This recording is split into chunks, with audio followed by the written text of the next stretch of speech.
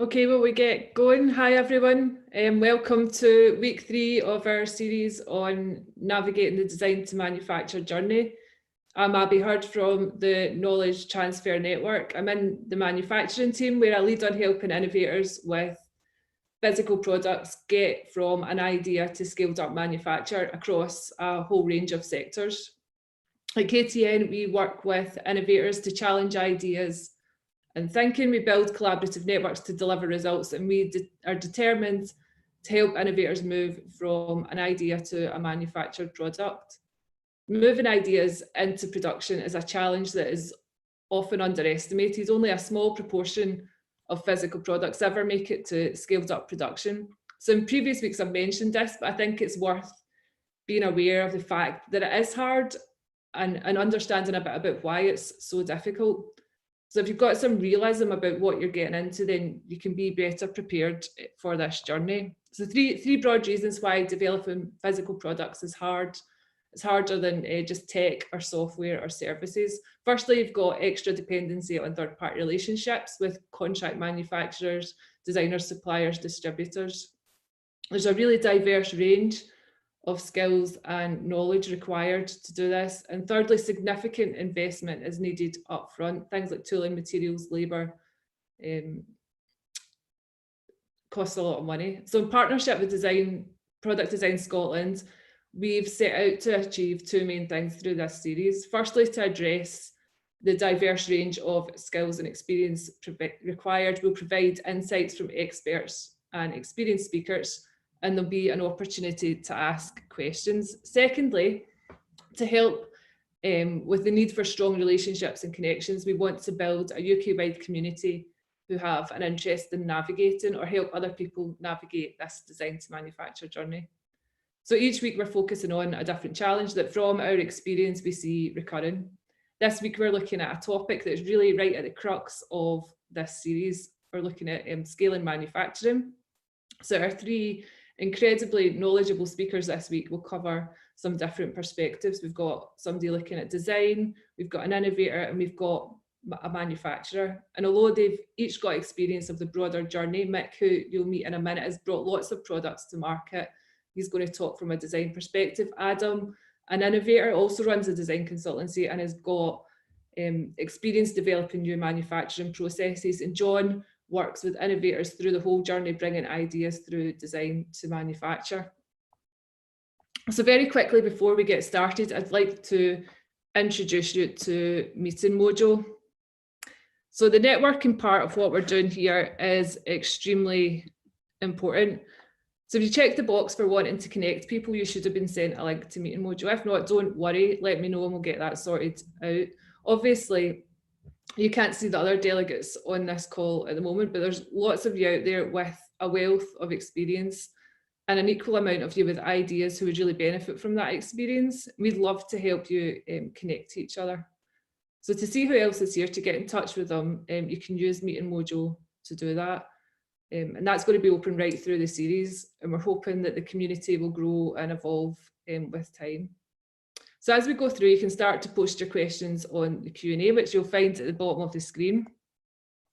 We've got a total of 12 events planned in the series. This is number 3 of 12, and we'll be announcing the next 4 events at the end of today's session.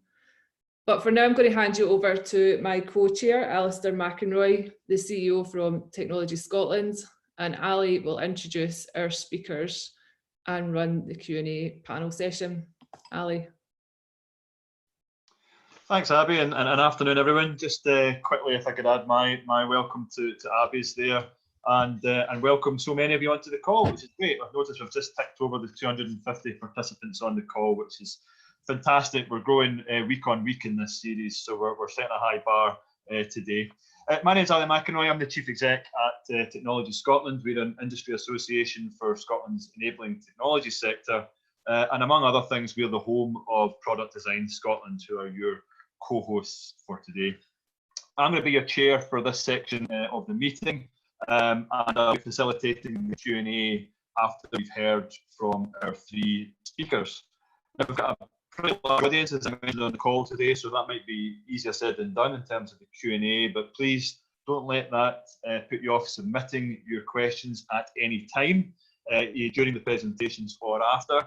Could I ask that when you do so, if you could do that via the Q&A tab that you'll see at the bottom of your screen and not via the chat tab.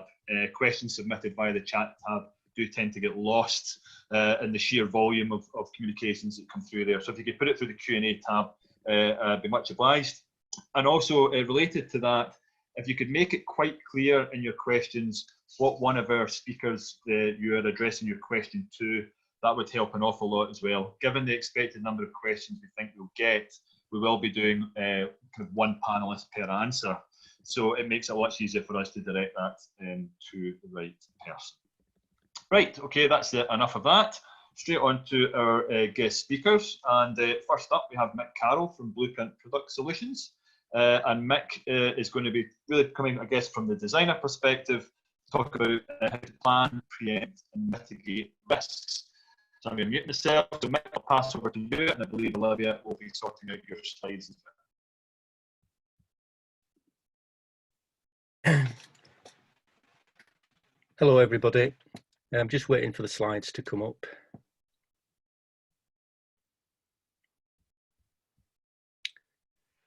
Okay. First slide then, please, Olivia. Right, my name is Mick Carroll, and I'm Managing Director of Blueprint Product Solutions. We're a turnkey product development consultancy, providing everything from product invention and marketing through to boxed product ready for sale. Not just product design, and we've developed this service offering because of the problems that our clients bring us. We've been in the business for 30 years now and probably have seen every possible configuration and scale up problem that's come through our doors for consideration. I can't go through every possible scenario in this presentation, but I can try and inform you of the major issues that we need to have answered to be enabled for you to make the right decision regarding production techniques and strategies before scaling up activities commence.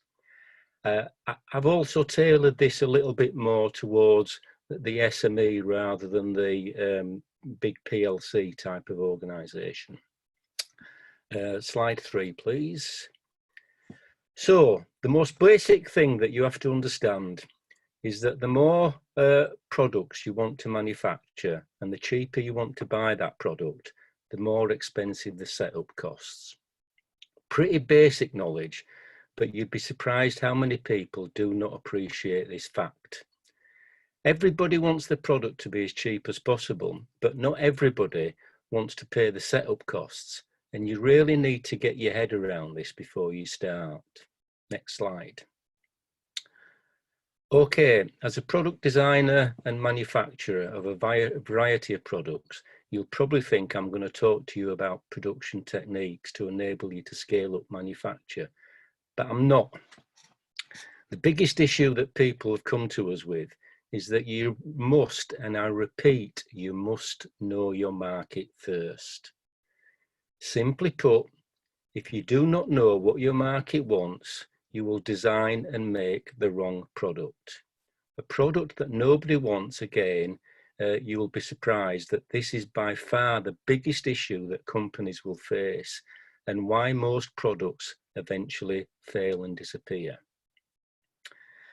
That's not my problem. I already have a customer, and it's that customer that's driving me to scale up and reduce costs, you might say. But do you really know your customer? What do they want to do with their business? What's their plans, not just for this year, but for the next 3 years?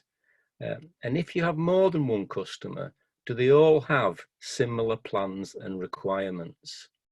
Do they all want the same number of products, and will they pay the same price? All this is vital information, because how many products you are going to want to make this year, next year, or in 3 years. And it's a big question, this, about planning for the future. Yes, so I understand that it's an almost impossible question to answer, but the more you know about your market, the better informed you will be about which technique or process you're going to use. Slide 5, please. Again, you must remember the more the products that you want to make, the bigger the setup costs you will face. And it's this dilemma that you will face.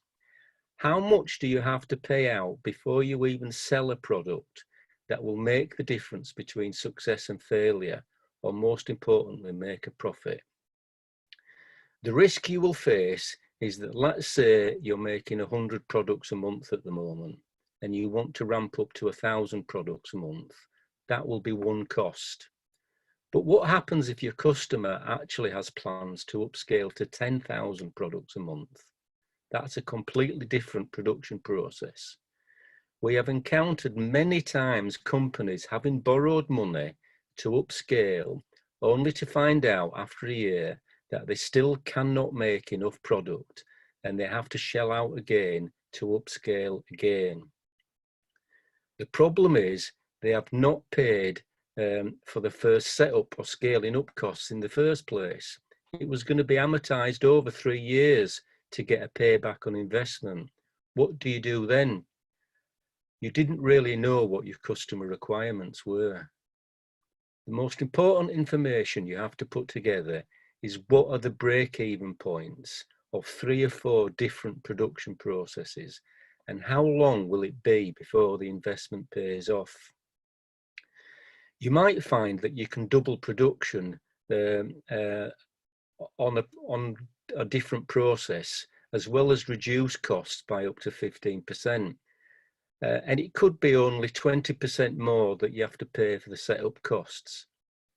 Break even might be only having to sell an extra 30% of the product, but production will be far more flexible, cheaper, and longer lasting. The biggest mistake companies make is to go for the cheapest option. Remember, if you get this wrong, you cannot cope after only 1 year, you're going to have to spend 20% more than you did originally. And there goes your profitability. All because you did not know your customer's growth requirements and you just went for the cheapest option. It's just cost you another 120% on top of your original costs. Now, those numbers are only made up, but it illustrates the problem you will face. So then, and only then, once you have all the information, that can make a informed decision regarding which way to go. Know your market, break-even points of each process.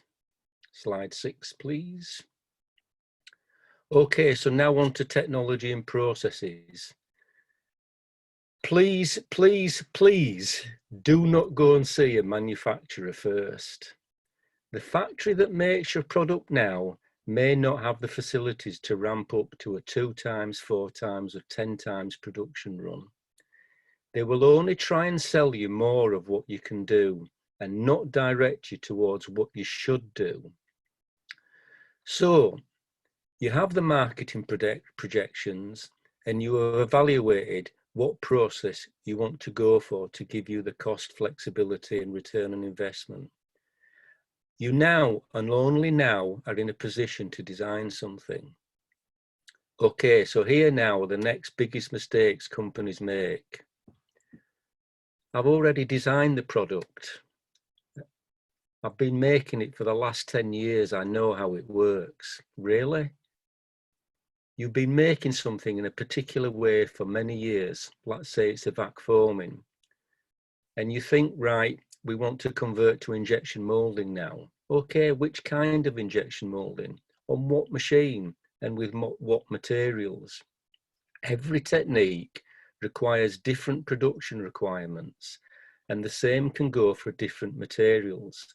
They all require a slight but significant design difference to make them work in a reliable and repeatable way in production.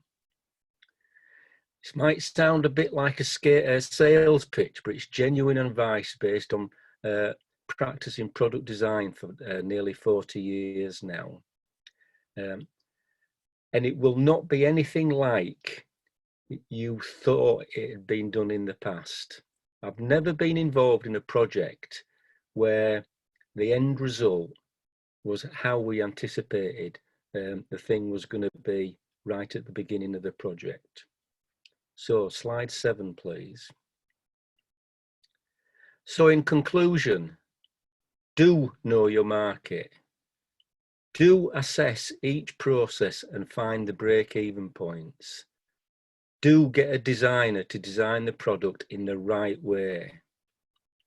Do not think that you know what your customer wants. Do not go and see a manufacturer before seeing a designer and assessing different processes. Do not think you already know the answers and how you're going to do it. Every project I've ever been involved in has always turned out different at the end compared to what people thought it was going to be like at the beginning. So thanks very much for listening to me. I hope I've given you something that to think about before you commit to any significant expansion or scale up processes. This should be about doing it the right way, making money and secure your company's future. Thank you very much. Goodbye. Many thanks, Mick. Thank you for that. And you'll have an opportunity to answer some questions later on. I can see that there are some questions coming through the Q&A, which is great. I'm also still seeing there are some questions still coming through the chat box. If I can ask you again, please do put them through the Q&A. If they go into chat, they almost certainly will not be answered because we will miss them. I've also noticed there's been a number of questions around availability and circulation of the slides from today's presentations. We will not be circulating the slides individually as a slide deck, but a recording of the entire meeting will be available to you after that, which of course will contain the presentations. So, okay, thank you then to Mick. We're now going to move on to our second speaker. So in the background, Adam, if I can get you to start to share your screen. So our second speaker is Adam Barmby, and he's going to give us an innovative perspective and discuss moving from prototype to medium volume. Over to you, Adam. Thank you. Hang on a minute.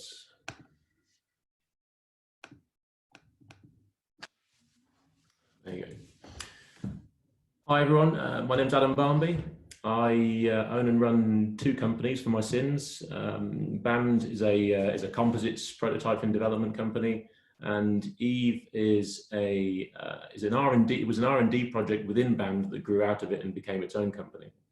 I'm going to start by talking about Eve because it sort of shows some relevance to this conversation because it's sort of gone through all the rigmaroles of getting from prototype or concept through to prototype through to low volume manufacturing. And I want to talk a little bit about the pain that I've experienced and where we've got to at the end of it. So, let's not do it. So Eve was born to bridge the gap between a van and a cargo bike, but to try and bring all the positives of both of these entities into one thing. We wanted to create something that was massively efficient, something that was truly zero emission, and I'll come back to that in a minute. Something that reduced operating costs, and but still had that user appeal of a van. You know, not many people want to jump on a bike all day and you know, go around and make deliveries, getting wet and you know, being mowed down by cars and things. So what we wanted to do was really sort of try and bridge that gap, take the sort of the aesthetics of a small vehicle, but marry that with the usability of an e-cargo bike and what they actually give you from an efficiency increase point of view. Coming back to the true zero emissions point, you know, there are electric vehicles out there.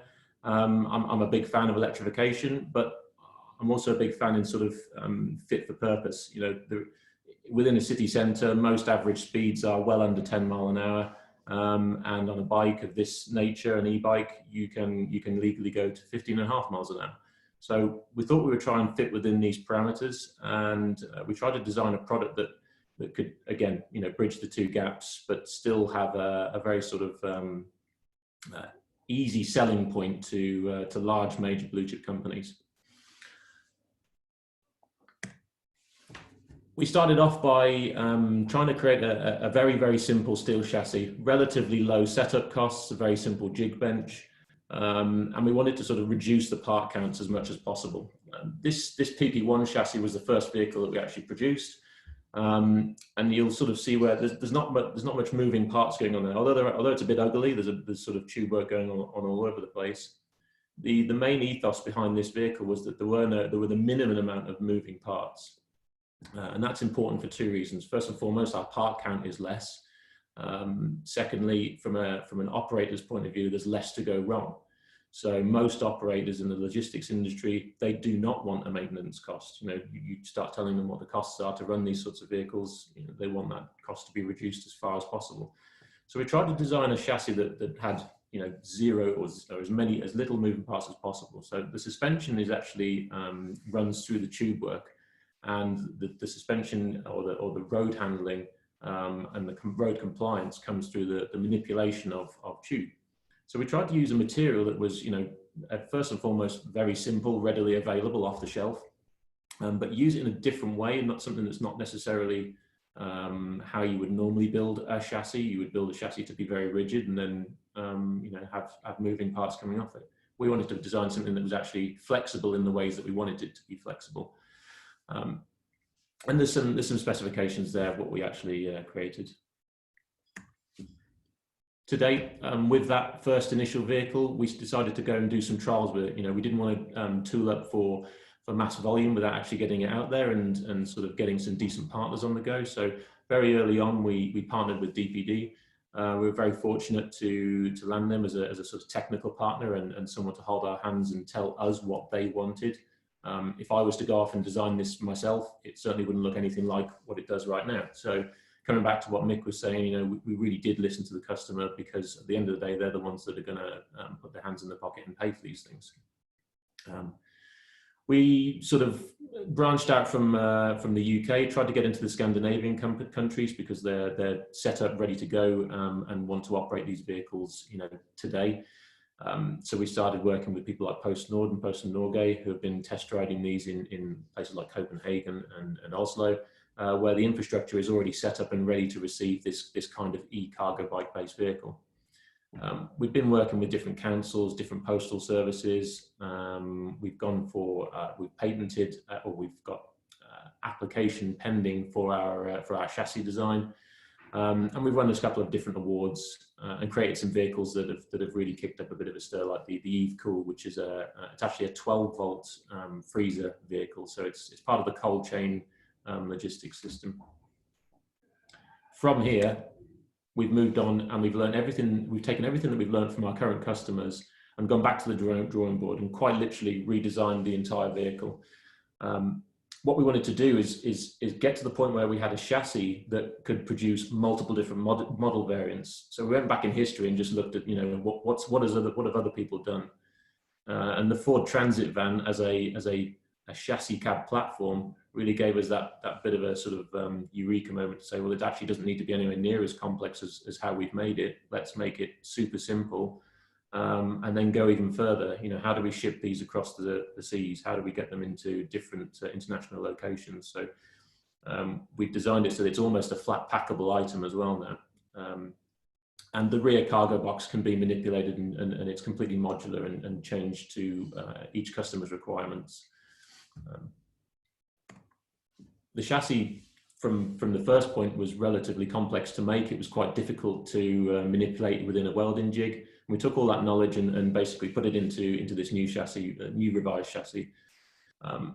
We tried to make it much simpler from a point of view of welding, from a point of view of assembly, because we understood just how many hours had gone into the first chassis that you know, increases your costs all the time. You're constantly looking at ways in which you can reduce costs. You have to really look inside and be quite brutal in your design and engineering changes. So with this, we've got different assemblies for the seats, different assemblies for the steering column, different assemblies for the rear transmission. And it means that all of those parts can be made at different build stations and be brought to the vehicle at the end of the production line. It also means that we can then develop. So it might be that the chassis stays the same, but we have a different seating position, or we have a different steering position. All of these means that we haven't had to pay out again for another tool, another bit of design work. It just means that we've got a platform there that we can grow up from, and it's a relatively low cost to actually get to a point where we've got something quite substantial and very usable, and something that can create multiple different vehicle models. From that, we've got maybe 4 different types. We've obviously got a standard sort of chassis platform. We built everything around a Euro pallet, because that is what every customer feedback came to us with, you know, everything needs to fit around a Euro pallet. And even if it's not a Euro pallet, most of the boxes that logistic companies use are based around the sort of 300, 600, 900 millimeter dimensions. So the different models that we've got are everything from a fixed box right the way down to a roll-on, roll-off cab.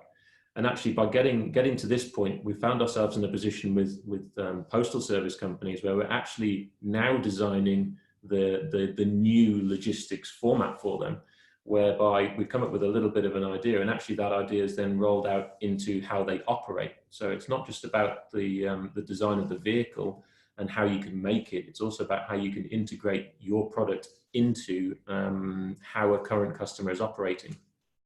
We've learned a hell of a lot over the past year, and really tried to sort of change the way in which we think and get inside the customer's brain so that we can feed back into the design and make something that they actually want to buy. From there, we've sort of gone onto the bodywork side of things, and my other company, BAMD, as I said, is a composites company. We produce parts for people like Aston Martin. Currently, we're building the Volta electric truck that you see at the bottom right-hand side of the corner, and obviously we've got Eve.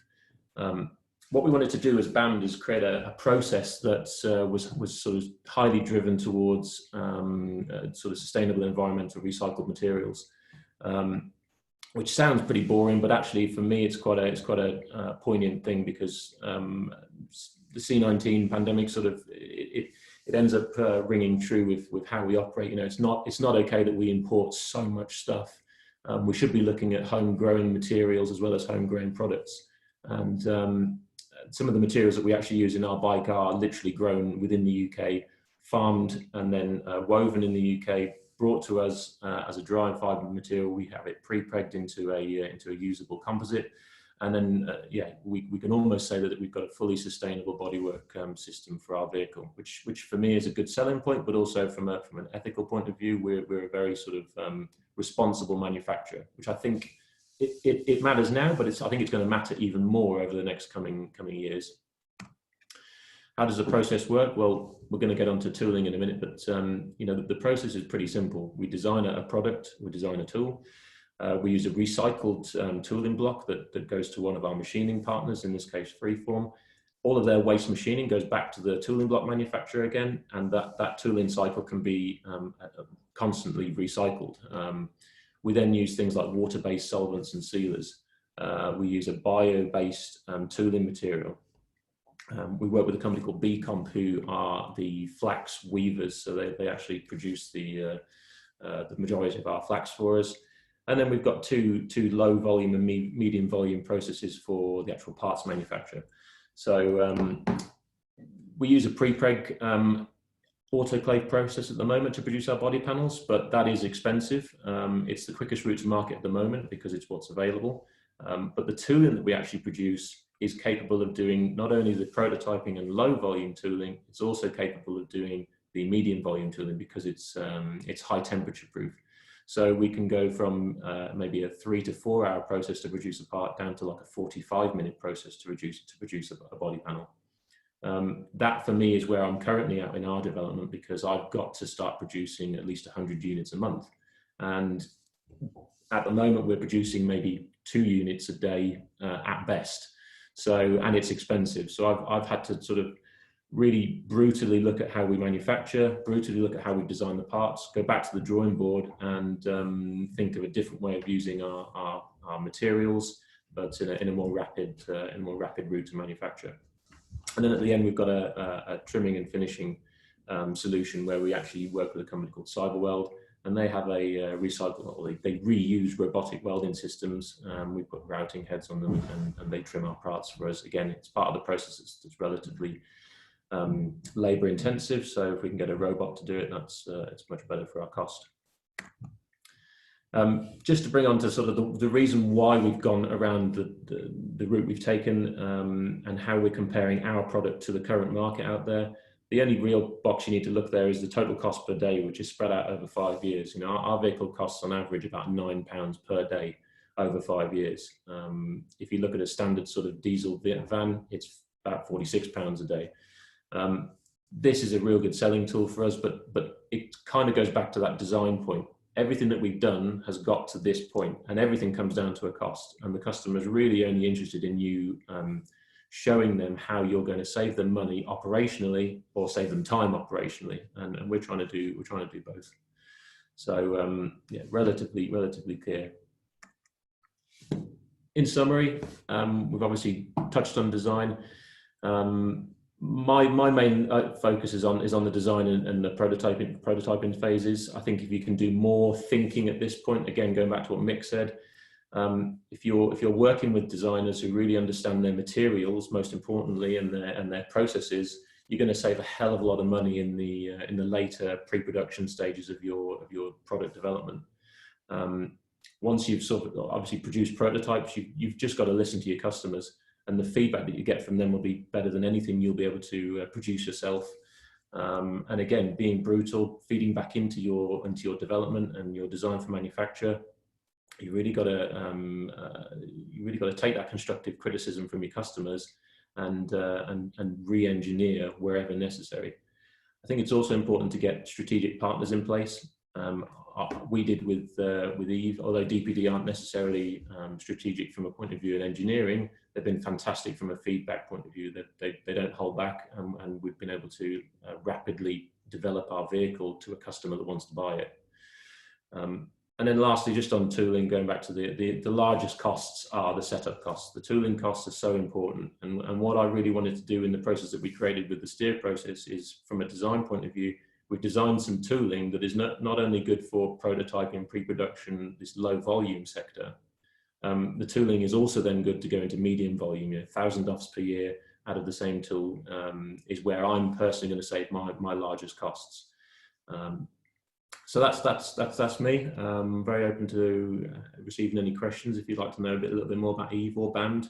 I've felt a lot of pain over the past year and a half trying to develop a product from nothing, and yeah, there's a lot of knowledge there that I'm very interested in sharing. So any questions, really appreciate it. Thanks very much for your time. Brilliant, thank you, Adam. I'm pleased to say there are a huge number of questions coming through the Q&A, which is great.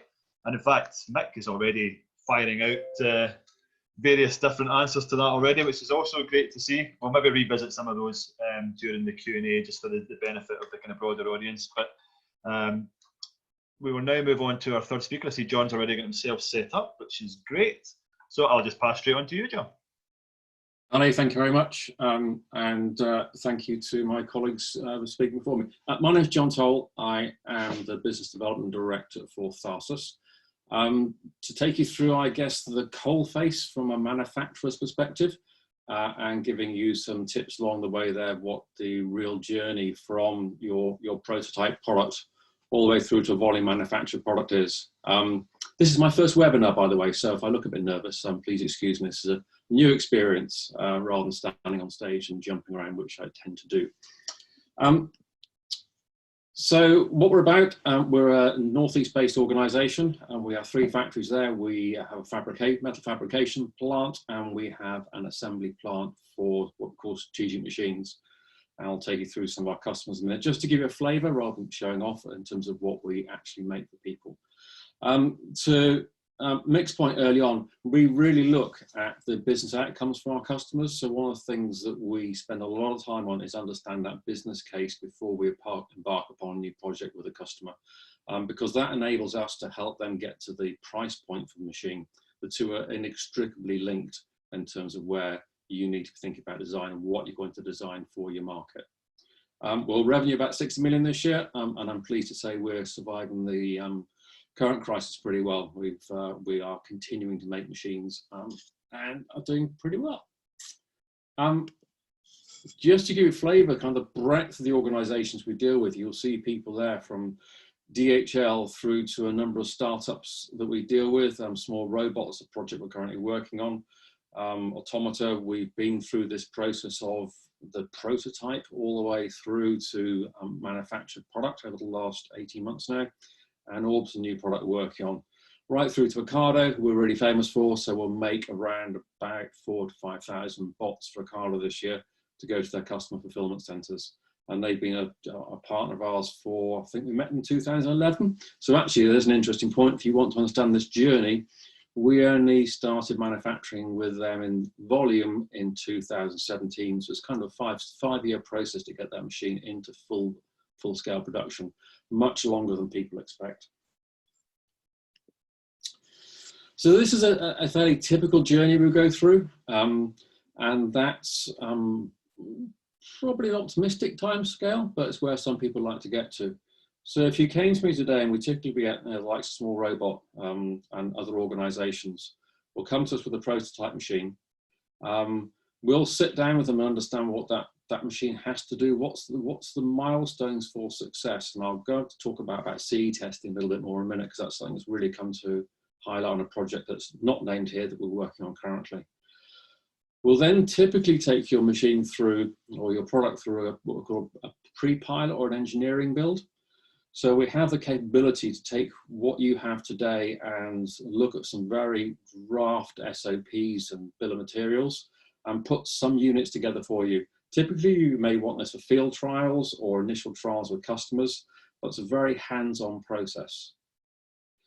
During that journey, we'll start to look at the supply chain with you in terms of optimizing it and what that supply chain should look like, how we use our buying power to leverage better prices for you on your product.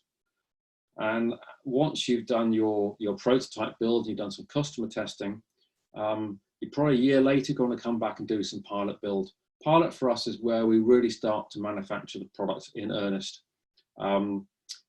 Taking design, smartening up the build process, the bill of material, formalizing how we're going to make it with you. And it's a very collaborative process to make sure we get to a point 6 months later where we know how to build this thing effectively. And this is one point where I'll actually disagree with Nick earlier on. Do come and talk to us early, because often we find during this part of the process, people have designed a product which isn't manufacturable, or could have been designed much better earlier on to make that build process more cost effective. But this is during pilot, this is where we're optimizing this, and you may go back and do some redesign at that point to ensure that you get to a good price point and a good buildable, reliable machine. Then Nirvana comes, you've taken some product to market, customers are paying for it, and we then take you through to volume manufacturing, which is a completely different team. First bit, very much engineering led, lots of design guys in there, then through to the floor where we have plenty of white space, and you'll go to what you'd normally expect to see from a production floor. Just going to share with you, one of this is actually a live proposal we're working on at the moment for an organisation. So we're looking here, phase one is we're going to take a couple of units and shadow build them with you. Actually at your premises, we'll send our engineers down for a couple of days, or however long as it takes, to see how we build it. We'll then come back and say we'll do that engineering build with you, and then supply chain setup, pilot build through to volume manufacturing. So that's a real live example we're working on today. Name's been taken off it, but that'll give you some idea of the journey we're going through. A word on certification. Certification is an expensive process. CE certifying something can take a bit anything from 10,000 to 50,000. We were looking at this particular project where they needed to go outside. It's an outdoor robot. The jigs and fixtures alone to go through vibration testing are going to cost them £10,000. So a question again on this product journey: when do you need to certify? What level do you need to certify before you incur that sort of cost? And those are some of the areas to consider: say performance, manufacturing, the reliability of the product. Electrical safety is normally the one that people consider first, and EMC and environmental are probably the two but do really discuss with your manufacturing partner when you need to do what bits for certification. So this thing we've now agreed is actually they'll do a minimal level of certification this year because they would need to do some field trials. And when version 2 comes along, we'll go through the full certification with them later on. And just to give you some idea then as to how you'd be expected to pay for this, because we do like to charge our customers for what we do. During the engineering build process, so my title is wrong there for some reason, it's not MPI, during the early part of the process, you get charged engineering day rates. You do on a day rate basis, very flexibly, very collaboratively, effectively pay for what you use at that stage. MPI is pilot. You'll need to expect, again, as Mick has alluded to there, cell setup costs, tooling costs, supply chain setup costs, the documentation, how we're going to test it, what jigs and fixtures we need to test the machine. And then finally, the model when you go to volume manufacturing flicks to quite a different model, which is more run rate. We're looking at unit cost. We're looking at then amortizing, warehousing, manufacturing, sales space across the product. You'll hear something called BOM incurred, which is about supply chain costs, inspection costs, obsolescence, scrappage costs. So your models change as you go through the process. And finally, to kind of again set expectations for people, the start of this journey is expensive, and really do take advice there as to what a realistic cost for your early units is going to be. This is the model we use towards the right hand of that. It's called Sustainability Maturity Index. So if you don't get to volume manufacturing, so when you're talking about thousands, 10,000s a year, your product has to be 98% stable. It can't be subject to continuous engineering change notes. The process to make it has to be 98% consistent as well. And you have to be able to predict volume back to your manufacturer within a plus or minus 30% range to allow us to get the level of effective costing from our supply chain. Ali, that's it from me. I'm super happy to take questions. Conscious that we've probably overrun as we need to do. Thank you very much. Many thanks, John, and to our other two speakers, to Mick and Adam as well, for those presentations. So we will now move on to a more formal Q&A part of today's proceedings. There have been a number coming through on the through the Q&A slot, which is excellent. That's good to see. I'm going to start with one for you, John, because John, I know you need to leave in a few minutes, so I'll maybe bring a couple your way immediately. Yeah, sure. Before you need to head off. One of them, I think you covered a little bit when you were speaking, but maybe it's worth just kind of reiterating again. The question that was asked is, at what stage in the R&D process do you suggest that you or people such as yourself come in to support customers? We're really happy to come in early, and we call it a critical friend. So just looking at what you're designing, making, inventing, and say, well, just think about making it this way. So early on, we're really happy to just have those discussions, these days over Teams or Skype or whatever it is. And by the way, we've had some really effective methods for keeping deals moving. But yeah, early. Okay, Doc. And while you're unmuted there, I guess, and there's a kind of a practical question here. I presume that you've signed customer NDAs as part of that process. And how would you manage an issue where a customer might bring you a design that you're producing or producing something similar for someone else? Well, absolutely, we operate under NDA. We've experienced this recently in the agri-tech market. We're working on 2 robot tractors. We've said there that we will create a secure manufacturing environment for them, which is not accessible by anybody else. And also in this case, we will not do any design work for those 2 people. Unfortunately, you can't unsee something you've seen. So whereas often we'll help out with design work with these 2 circumstances, we won't actually do any design work for them. We'll just do the manufacturing. Okay, thank you for that. Our next question, it was really aimed at all our panelists, but Adam, I'm going to give it to you since you were kind of coming from the innovation side. Do you think that the UK's innovation system, or ecosystem, I guess, is set up to support the development of UK developed ideas? And if not, where do you think that, I guess, could be better supported? Sorry, Ali, is that to me? That was for Adam, sorry. Right. Sorry, Al. Yeah, I think we've had a really frustrating time with our UK. A lot of the time we find that most of the grants go to these sort of tech-based app, blockchain, autonomous vehicles side of things, when really those are usually problems that we're trying to solve maybe 10, 15 years in the future. Unfortunately, ours is a very real solution right now. So doesn't necessarily seem to get any form of, doesn't tick any boxes with our UK. And although they take a hell of a lot of time to write bids up and get through the system, we've actually had 0 our UK confirmed grants so far. We just missed out on one for the COVID-19 response, where we were trying to produce a version of our vehicle, which was the roll-on, roll-off version, where we could do a vehicle sharing platform to help places like restaurants and shops, so they could share the vehicle in the day but have different boxes at night. Yeah, it was sort of the application was unsuccessful, but we were trying to help customers and businesses that have been sort of permanently disrupted by the COVID-19 scenario. Which again, we're still doing that. It's just a case of the development is all internal and our own cost. Mick, if I can put the next question in your direction. The question was worded as such: should a product designer be able to advise on circular economy aspects of the product in terms of demanufacture, reuse? Is that something that you would advise on?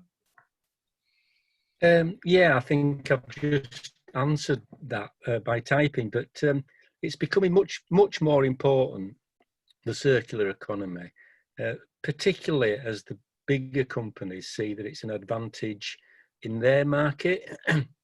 So the big companies are going to start saying, okay, our product is recyclable, we can take it back. That filters down to the smaller companies. I'm finding at the moment that it's actually the smaller companies that are pushing this much more. But as the years go by, this is going to become a much more important issue in the design process. And if I can really quickly, just go back to what was just said about grants. I'm actually an Innovate UK assessor, and 10 years ago, the success rate for grant applications used to be about 1 in 3, 1 in 4.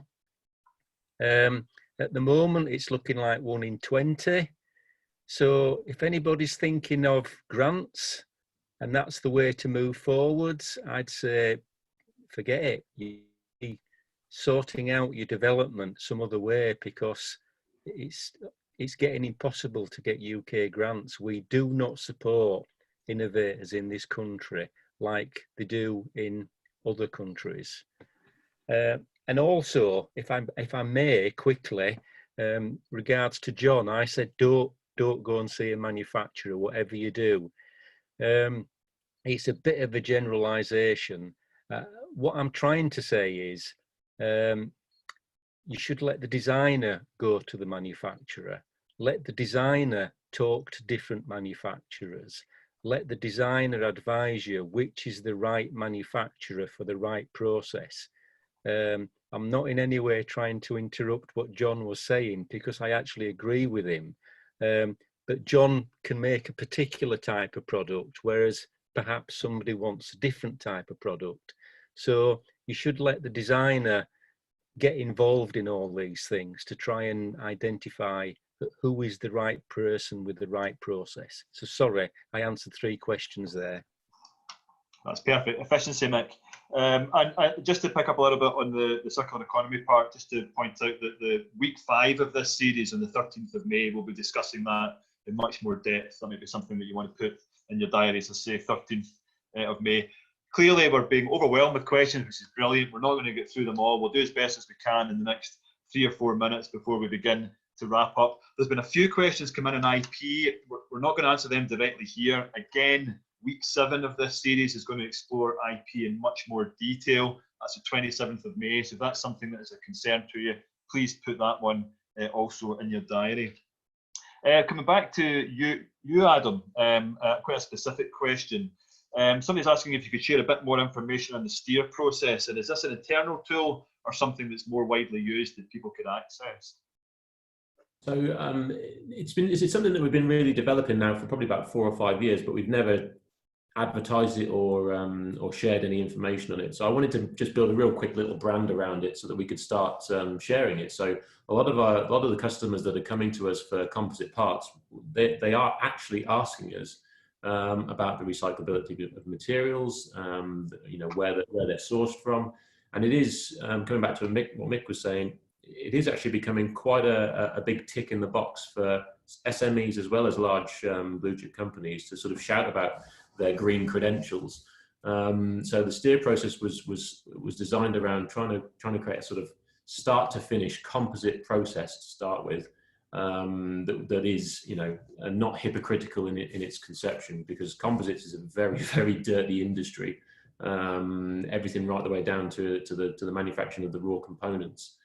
So we're working really closely with a couple of natural composite or natural fiber manufacturers, and we're developing and sort of innovating a new type of material which kind of uses 2 different processes, but it's mainly to do with how you process the part in higher volume, from a turnaround point of view of time, and a turnaround point of view of the amount of money you're spending on your process. Okay, thanks Adam. Okay, as you can see, we're approaching 5:02 now, so we are kind of running out of time for questions. Clearly there are many unanswered questions in the stream. We will make sure where possible to get these questions in front of our panellists or ourselves within Product Design Scotland or the KTN, and get answers back to you in any way that we can. I'd like to thank you for submitting so many. It's great to have such an engaged audience, and thank you again for participating. Big thanks also to our 3 speakers, to Mick, to Adam and to John. Many thanks for your insights, and it just leaves me now to pass you back to Abby, who will just do a final bit of wrap up before we finish this session. Yeah, thanks for that, guys. Thanks, speakers. Thanks, Ali. Some really interesting questions there, and really, great presentations. I think just to mention the funding, we're going to cover that later in the series as well. So next week we've got one on design processes and principles. We've got some great speakers talking about design for manufacture, design strategy, and then the next 4 events, we've got one on funding and investment. And I get that there's sometimes frustration with funding at certain points in the journey, but there's also an argument to say that actually there's a surplus of funding available in the UK, and there is an art to writing grant applications. That's something that KTN can help with. They can help provide a little bit of guidance around that and help provide feedback on draft applications. So definitely get in touch with us if you're looking to submit an application to Innovate UK or other funders, or you're looking for private investment. We can help develop pitch decks. It is competitive, but there is lots of money out there. The session on circular economy, 13th of May as well, is one to look out for. So these will all be published. The registration pages will be published on our website in the next few days. Hopefully you can join us at some of these events as well. And just to reiterate that everybody will be sent a meeting module link and a feedback form and access to the recordings. So hopefully you can stay engaged through the rest of the series. Thanks everyone.